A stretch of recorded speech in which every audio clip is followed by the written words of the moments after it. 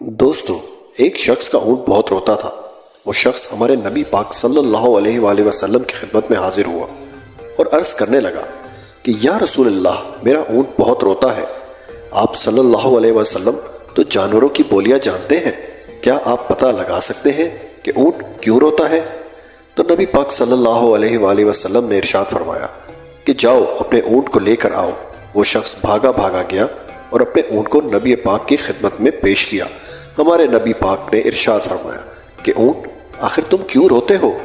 کیا تمہارا مالک تمہارے ساتھ کوئی زبردستی کرتا ہے؟ تو اونٹ نے جواب دیا کہ نہیں یا رسول اللہ۔ آپ صلی اللہ علیہ وسلم نے دوسرا سوال کیا کہ اونٹ، کیا تمہارا مالک تم پر ضرورت سے زیادہ بوجھ ڈالتا ہے؟ تو اونٹ نے جواب دیا نہیں یا رسول اللہ۔ آپ صلی اللہ علیہ وآلہ وسلم نے پھر ارشاد فرمایا کہ کیا تمہارا مالک تم کو پیٹ بھر کر چارہ نہیں دیتا؟ تو اونٹ کہنے لگا کہ نہیں یا رسول اللہ، یہ معاملہ بھی نہیں ہے۔ تو پھر آپ صلی اللہ علیہ وسلم نے ارشاد فرمایا کہ اونٹ، مجھے یہ بتاؤ کہ تم رات کو روتے کیوں ہو؟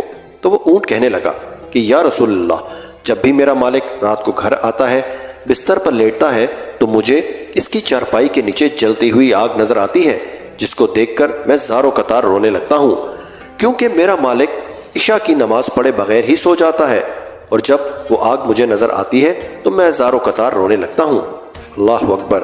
اور ہمارے ہاں یہ حال ہے کہ اگر ہمارے بچے سو رہے ہوں تو ہمارے والدین کوشش کرتے ہیں کہ ان کی نیند خراب نہ ہو، چاہے نماز چلی جائے، لیکن وہ ان کو جگاتے نہیں ہیں۔